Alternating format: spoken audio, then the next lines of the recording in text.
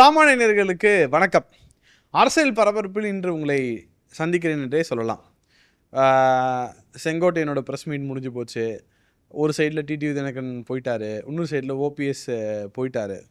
பர்செப்ஷனை பொறுத்தவரை என்டிஏவுக்கு ஒரு மிகப்பெரிய ஒரு பேக் ஃபுட் அப்படின்னு தான் சொல்லலாம்.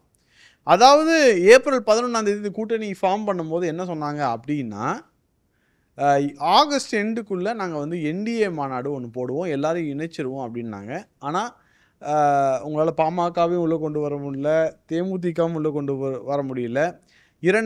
இருந்த இரண்டு நபர்கள் என்டிஏ விட்டு சென்று விட்டார்கள். பாஜக ஓபிஎஸ்ஐயோ டிடிவியோ போன்று சொல்லலை, அவங்களா ரெண்டு பேரும் வந்து கிளம்பிட்டாங்க.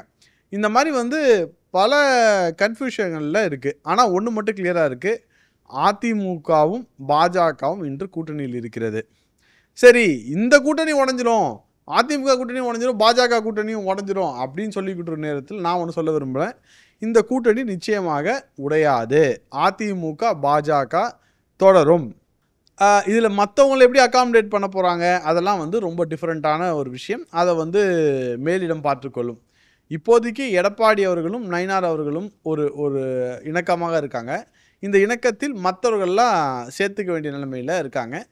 பர்செப்ஷனில் ஒரு பேக் ஃபுட் இருக்குது. நான் திரும்பியும் சொல்கிறேன், பர்செப்ஷனில் ஒரு பேக் ஃபுட் இருக்கிறது நிச்சயம்தான், உண்மைதான். அதில் எந்த ஒரு மாற்று கருத்தும் இல்லை. ஸோ நயினார் அவர்களை வந்து டெல்லிக்கு அழைத்து இந்த மாதிரி வந்து ரொம்ப அர்ஜெண்ட்டாக வாங்க அப்படின்னு சொன்னாங்க. அதற்கு வந்து என்ன சொல்லிட்டாங்க, இந்த மாதிரி வந்து அது சரியில்லை, இது உடனே வந்து மிரட்ட கூப்பிட்டுருக்காரு அமித்ஷா அப்படின்லாம் சொல்லிட்டு இருக்கும்போது, ஆகஸ்ட் 22 சென்ற முறை அமித்ஷா வந்தபோதே இந்த மீட்டிங் வந்து ஃபர்ஸ்ட் ஆர் செகண்ட் வீக்கில் இருக்கும் அப்படின்றது சொல்லப்பட்டது. இந்த மீட்டிங் எதற்காக அப்படி என்றால், தொகுதிகளை தேர்ந்தெடுத்து சில ப்ரொஃபைல்களை செலக்ட் பண்ணிவிட்டு என்னை வந்து மீட் பண்ணுங்க அப்படின்னு சொல்லி திரு அமித்ஷா வந்து அன்றைக்கி சொன்ன இன்ஸ்ட்ரக்ஷனுக்காக நயினார் மட்டும் தனியாக செல்லாமல் மூத்த தலைவர்களுடன் சென்றிருக்கிறார் திரு நயினார் நாகேந்திரன் அவர்கள். சரி, இதுக்கு வந்து அண்ணாமலையை கூப்பிடல, அண்ணாமலை வந்து இது பண்ணல அப்படின்னா, அண்ணாமலைக்கு இன்றைக்கு வேறு ரோல் இருக்குது. அண்ணாமலையோட ரோல் வந்து டிஃப்ரெண்ட். இப்போ அவர் மாநில தலைவராக இருக்கும்போது அவர் தான் இந்த வேலையை செஞ்சார். இப்போ மாநில தலைவர் மாறி இருக்கிறதுனால நயினார் அவர்கள் அந்த ரோலை செய்கிறாங்க. இதில் எந்த குழப்பமோ எந்த ஒரு இதில் வந்து இட்டுக்கட்டி பார்க்குற வேலை எதுவுமே வேண்டாம். இங்கே பாருங்கள், நயினாரும் அண்ணாமலையும் யுனைடடாக தான் இருக்காங்க. கட்சியில் எந்த குழப்பமும் இல்லை.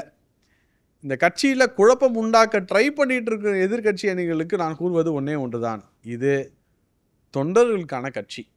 இதில் எந்த தொண்டனும் தலைவனாலாம், எந்த தலைவனும் தொண்டனாலாம், அந்த மாதிரி ஒரு இதில் இருக்கிற ஒரு கட்சி. ஸோ இந்த கட்சிக்கு வந்து ரோல்ஸ் அண்ட் ரெஸ்பான்சிபிலிட்டி அசைன் பண்ணிட்டாங்கன்னா அதுபடி தான் நடக்கும். அண்ணாமலை மாநில தலைவராக இருந்தால் அண்ணாமலை சென்றார். இப்போ நயினார் மாநில தலைவராக இருக்கும்போது நயினார் வந்து என்ன பண்ணுறாரு, அவர் கூட வந்து இவங்களாம் கூட்டிகிட்டு போகிறாரு. அது ஒன்று தான் டிஃப்ரென்ஸ், தவிர வேறு எந்த டிஃப்ரென்ஸும் இல்லை. இன்னொரு விஷயம், நிர்மலா வாசஸ் அண்ணாமலை அப்படின்னு ஒன்று கொண்டு போகிறாங்க. அந்த மீட்டிங்கில் என்ன நடந்ததுன்னு சொல்லிட்டு நான் ஃபுல்லாக கேட்டேங்க. அதில் அவங்க அந்த மாதிரி அண்ணாமலையை அக்யூஸ் பண்ணவே இல்லை. இன்ஃபேக்ட் வந்து சில வருத்தங்களை நயினாரிடம் தெரிவித்தாங்க. அது வந்து வேறு விஷயத்துக்காக. அது வந்து ஒரு ஒரு ஒரு இப்போ ஃபார் எக்ஸாம்பிள் நான் யார்கிட்டயா ரிப்போர்ட் பண்ணுறேன் அப்படின்னா, அவங்களுக்கு ஏதாவது ஒரு கேப் இருந்ததுன்னா, நாகராஜ் இந்த மாதிரி தப்பு நடக்குது, நாகராஜ் கொஞ்சம் பார்த்துக்கோங்க, நீங்கள் பண்ணணும், அது வந்து சொல்வதற்கு எல்லாருக்கும் உரிமை இருக்குது, ரைட்? அதில் எந்த ஒரு மாற்று கருத்தும் கிடையாது, அதில் எந்த பிரச்சனையும் கிடையாது. ஆனால் அண்ணாமலை ஓப்பனாக அக்யூஸ் பண்ணிட்டாங்க, அண்ணாமலை அப்படி பண்ணிட்டாங்க, அண்ணாமலை இப்படி பண்ணிட்டாங்கன்றாங்க. அது கம்ப்ளீட்லி எ ஃபேக் நியூஸ். அப்புறம் அண்ணாமலை நேத்தி அவர்கள் வந்து ப்ரெஸ் மீட்டில் சொல்கிறார், இந்த மாதிரி வந்து பரிசீலனை பண்ணணும், டிடிவி வேணும், ஓபிஎஸ் வேணும், வரவேற்கத்தக்கது தான், அது நிச்சயமாக பரிசீலனை செய்யப்பட வேண்டும். அதே மாதிரி இப்போ பாருங்கள், இது நயினார் சொல்லணும் இல்லை இது சொல்லணும் இல்லை, அண்ணாமலையே சொல்லிட்டாரு.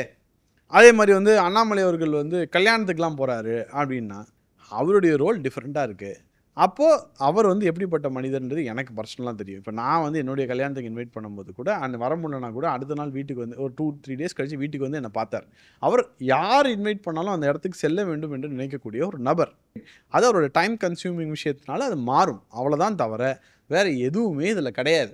எப்பொழுதுமே ஒரு குற்றத்தை கண்டுபிடிக்க வேண்டும், அந்த குற்றத்தை வைத்து டிபேட் செய்ய வேண்டும் அப்படின்னு எதிர்க்கட்சிகள் வந்து ஒரு பர்செப்ஷனை கிரியேட் பண்ணிட்டு இந்த கூட்டணி வீக்காக இருக்குது, இந்த கூட்டணி பிரிஞ்சிருக்கு. அதாவது என்ன சொல்கிறாங்கன்னா, அதிமுகக்குள்ளே பிரச்சனை, பாஜகக்குள்ளே நயினார் டீம் அண்ணாமலை டீம் ரெண்டாயிடுச்சு. அதே போல் வந்து பாமக ரெண்டாக இருக்குது. தேமுதிக வந்து இங்கேயும் அங்கேயும் பண்ணிட்டு இருக்காங்க. நேற்று பிரேமலதா வந்து நீங்கள் சொன்னீங்க, பிரேமலதா வந்து முதுகில் குத்துற எடப்பாடி நீங்கள் ஓப்பன் மீட்டிங்கில் சொல்லிட்டீங்கன்றாங்க. பிரேமலதா நான் அப்படி சொல்லவே இல்லை, இது எதிர்க்கட்சி, இது நியூஸ் சேனல் செய்ய வேண்டிய செய்யும் சதி அப்படின்றாங்க. தமிழ்நாட்டை பொறுத்தவரை மீடியாக்கள் அனைத்தும் சொல்லக்கூடாது, திமுகவுக்கு அடிமையாக செயல்படுகிறது. என்ன அடிமையாக செயல்படுகிறது? திமுக என்ன பர்செப்ஷனை கிரியேட் பண்ணணும்னு நினைக்கிறதோ அதை தான் இந்த மீடியா வந்து கிரியேட் பண்ணுது. ஆனால் நான் ஒன்று மட்டும் சொல்கிறேன், அதற்கான இடத்தை வந்து என்டிஏ கொடுக்குதான்னு கேட்டால் ஆமாம், நிச்சயமாக கொடுக்குது. இந்த இபிஎஸ் விஷயத்தில் இபிஎஸ் அவர்கள் சிஎம் அக்செப்ட் பண்ணால் அதில் ஒரு குழப்பம் இருந்தது. அதில் வந்து இப்போ பாருங்கள், லைனாக சொல்கிறேன் பாருங்கள், அதிமுகவில் ஒருவர் முதலமைச்சர் ஆவார் அப்படின்னாங்க. ஆனால் அமித்ஷா முன்னாடியே கிளியராக சொன்னார், எடப்பாடி தான் சிஎம் சீஃப் மினிஸ்டர் கேண்டிடேட். அதை திரிச்சாங்க. கூட்டாட்சி கூட்டணி ஆட்சி அப்படின்ற அந்த ஒரு விஷயத்தில் வந்து ஒரு மிகப்பெரிய குழப்பம் அடுத்த ஒரு 10 நாள் போச்சு. அதற்கப்புறம் வந்து என்ன பிரச்சனை, Annamalai versus Nainar, PMK versus Ramadoss versus Anbumani Ramadoss, DMDK வந்து முதுகில் குத்திட்டாங்க. இது அனைத்துக்குமே என்டிஏ இடம் கொடுக்கிறது. அதுதான் முக்கிய பாயிண்ட். பர்செப்ஷனில் தொடர்ந்து வீக்காகி கொண்டே இருக்கிறது என்டிஏ. அதை எப்படி சரி செய்ய வேண்டும் என்பது ஒரு மிகப்பெரிய விஷயமாக இருக்கிறது. குறிப்பாக டெல்லி சென்ற போது நயினாரிடம் அமித்ஷா சொன்ன ஒரு முக்கியமான விஷயம், கூட்டணியை நான் பார்த்துக்கொள்கிறேன், நீங்கள் வரி பண்ணாதீங்க, கூட்டணியை நான் பார்த்துக்கிறேன், யாரை எப்படி அகாமடேட் பண்ணணுன்றது எனக்கு தெரியும். நான் வந்து நான் திருப்பி சென்னை வரப்போகிறேன்.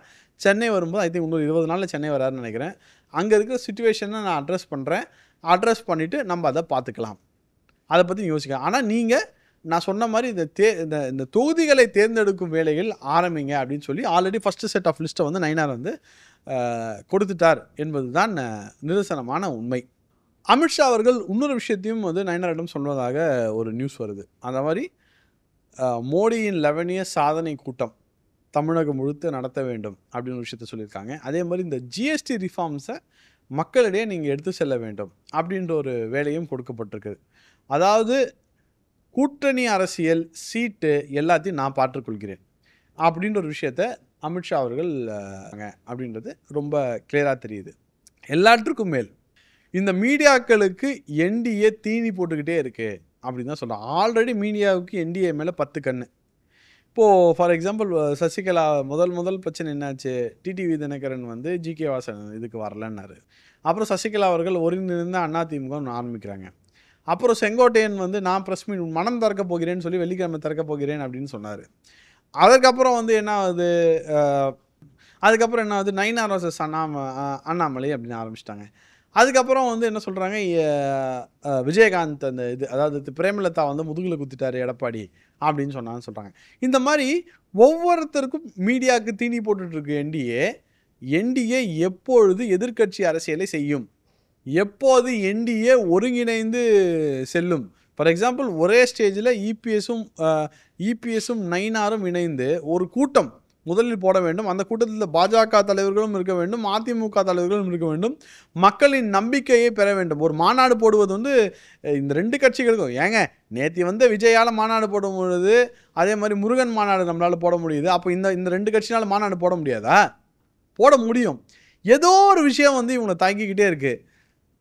அதாவது இபிஎஸ் இருந்தால் அது டிடிவிக்கு பிடிக்கல, ஓபிஎஸ்க்கு பிடிக்கல, அதுக்கப்புறம் வந்து மற்றவர்களுக்கு பிடிக்கல, சில பேருக்கு பிடிக்கல. அதே மாதிரி அதிமுக தலைமையை மாற்றுங்க. இங்கே பாருங்கள், எலெக்ஷன் முடிகிற வரையும் அதிமுக போயிச்சால இபிஎஸ் தான், அதில் எந்த டவுட்டும் கிடையாது. அதை கன்ஃபார்மாக பார்த்து தான் ஆகணும். ஆனால் அதே நேரத்தில் இப்பொழுது இந்த கூட்டணி time for a wake up time. இப்போது இந்த கூட்டணிக்கு டைம் ஃபார் அ வேக்கப் கால். இப்பொழுதும் எழுந்து கொள்ளவில்லை என்றால் என்னன்றது பார்க்கணும். ஆனால் இன்னொன்று சொல்கிறேன், அதிமுகவையும் பாஜகவையும் இதை வச்சு மிரட்டலாம், பூச்சாண்டி காட்டலாம் அப்படின்னு நினச்சா அது இந்த 2 கட்சிகளும் வேலைக்காகாது. ஒரு கட்சி தமிழ்நாட்டை ஆண்ட கட்சி, இன்னொன்று இந்தியாவை ஆள்ற கட்சி. இந்த 2 கட்சிகளும் ஆர்கானிக்காக தொண்டர்கள் உள்ள கட்சி, தலைவர்கள் சொல் பேச்சை கேட்டு நடக்கும் கட்சி. இந்த விஜய் மாதிரி ஒரு அணில் கூட்டமோ இல்லை திமுக மாதிரி அந்த டிஸ்ட்ரிக்ட் செக்ரட்டரி கட்சி நடத்துகிற கூட்டமோ அந்த மாதிரி கிடையாது. ஒற்றுமையாக இருக்கணும், வெற்றியை நோக்கி செல்ல வேண்டும். ஒரு சர்க்கிள் தான். பட் சர்க்கிள்லேருந்து விழுந்துட்டோம். விழுந்தால் எழுந்துக்கலாம். எழுந்துக்கிறது பிரச்சனை கிடையாது. பட் இன்றிலிருந்து இந்த தேதியிலிருந்து ஒருங்கிணைந்த என்டிஏவை எல்லா இடத்துலையும் கொண்டு போகணும். ஒரு சின்ன ஐடியா. இப்போ வந்து நம்ம மீடியாவுக்கு போகிறாங்க, எல்லாத்துக்கும் போகிறாங்கன்னா என்டிஏ சார்பாக ஒருத்தர் அனுப்பணும். நம்ம கூட்டணி சார்பாக ஒருத்தர் அனுப்பணும் தவிர கட்சி சார்பாக அனுப்ப வேண்டாம் அப்படின்னு கேட்டுக்கொள்ள ஒருங்கிணைந்து செயல்பட வேண்டும். அப்படி செயல்படாவிட்டால் காலம் என்ன பதில் சொல்லும் என்று தெரியாது. எதிரிகளோட துரோகிகள்லாம் வெயிட் பண்ணிட்டு இருக்காங்க இது எப்படியா தோக்கடிக்கணும்ட்டு. துரோகியும் வீழ்த்த வேண்டும், எதிரியும் வீழ்த்த வேண்டிய கட்டாயத்தில் இன்றைய என்டிஏ இருக்கிறது. இன்றைய என்டிஏயில் 2 கட்சி தான். ஒன்று எடப்பாடி தலைமையிலான அதிமுக, நயினார் தலைமையிலான தமிழக பாஜக. இருவரும் இணைந்து செயல்படுவார்கள் என்ற நம்பிக்கையில் இந்த கூட்டணியை முன்னெடுத்து செல்வார் என்ற நம்பிக்கையில் இந்த வீடியோ எடுத்து முடிக்கிறேன். Yes, a crisis situation, but that can be handle. நன்றி, வணக்கம்.